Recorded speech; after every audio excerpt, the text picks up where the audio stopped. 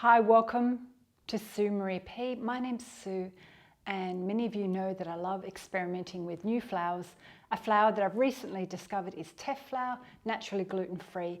I have been using a dark version, and I've made these delicious choc chip cookies.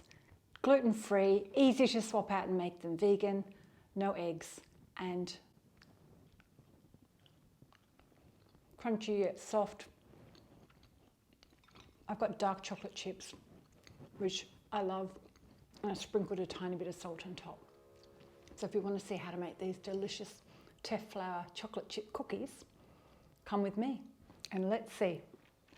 So step one for our chocolate chip cookies today, we need to turn our oven on so it's nice and hot, because these only take about 10 minutes to whip up. So I'm going to preheat that to 180 degrees C with a fan.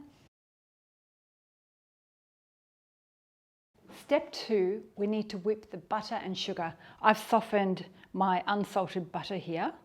It's been sitting on the bench for about half an hour, so it's ready to use. And that is 75 grams, and I'll pop some other conversions above. And I've just got regular white sugar, also 75 grams. This recipe will make about 14 kind of smallish style, medium style cookies or sized cookies. Just whip it till it's fluffy and light. Now, I haven't tried this with brown sugar or coconut sugar, but it's kind of a forgiving recipe, so I'm sure it will work. And in there, we need to add 1 teaspoon of vanilla. And this recipe is from the Dove Farms website in the UK. I stumbled across it online and tried it, and it's been so delicious. So I thought, I can't improve on it. I'm just going to share their recipe with you. So in there, I just put a tablespoon of water. Just mix this up. Just grab a sieve. So I'm going to pop the flour. I've got, as I said, dark Teff flour, so that's 100 grams, which I think is about 3/4 of a cup, which I'll pop that up above. And I've got a teaspoon of baking powder. Now, if you're baking for someone celiac, make sure the baking powder is gluten-free. And that sifts so quickly. So just give another quick mix.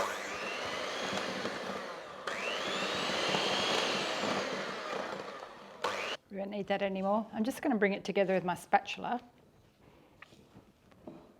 And if you're baking and it's summertime or your house is really warm, you may like to pop the dough into the refrigerator for about 20 to 30 minutes.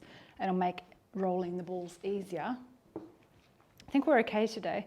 We've got cooler weather here, so it should be fine. Now in this bowl, I've got my dark chocolate chips, 75 grams, or you can use milk chocolate. If you're trying to bake for someone on a vegan diet, make sure your choc chips are vegan friendly and the butter is a vegan spread. I'll do a clean up and I'll see if I can start rolling these. If not, I'll pop it in the fridge. So I've got a teaspoon here and I've got my baking tray. I've just lined it with a silicone mat or use baking paper. I prefer smaller cookies, so I just use a little teaspoon, but if you want bigger ones, use like an ice cream scoop. It's pretty good today. It's a little bit on the soft side, but let's try it. Just roll it into a ball and then use a fork and press it down. I think what I should do is I need to zoom you in so you can see a closer look of what I'm doing. So I think that's better. You can see a close-up shot.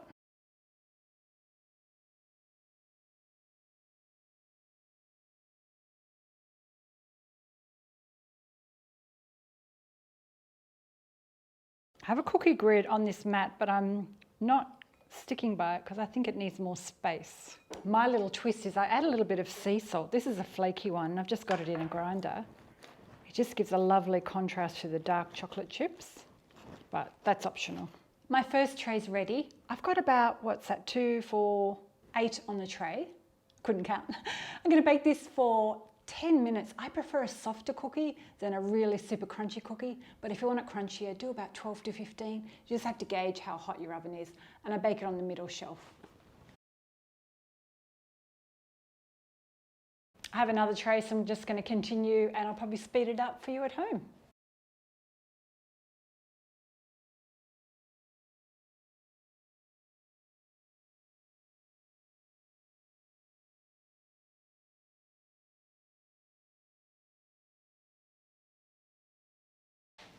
So I've just taken the first tray out of the oven.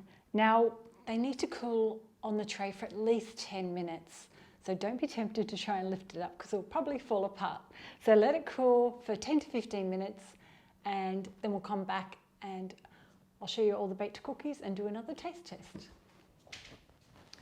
So I've baked all my cookies and I think I've made, I think it's roughly about, 2, 4, 6, 8, 10, 16 cookies today. They're not super big. What I should have mentioned as well is if you want to find out more about Teff flour, I'll pop a link up above. I've done a what is Teff flour video just recently, and I've also done Teff pancakes, which are delicious. And I wanted to show you the difference. So this is the one in the intro that I started biting into. When I made this tray earlier this week, I used 70% dark chocolate, baking chocolate, and chopped it up into like small chunks. So that's super rich, which I quite like. So it's got an extra bitter dark chocolate taste. Today, just for ease, instead of chopping, I used choc chips.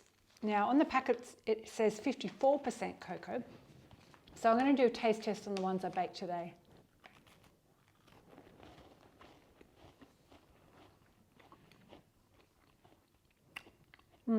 They still taste really good. The chocolate is milder, not as intense. We've got kind of a soft center but a crispy outside. The texture of Teff flour is a little bit sandy, so it kind of reminds me of rice flour cookies. It's got that kind of soft texture.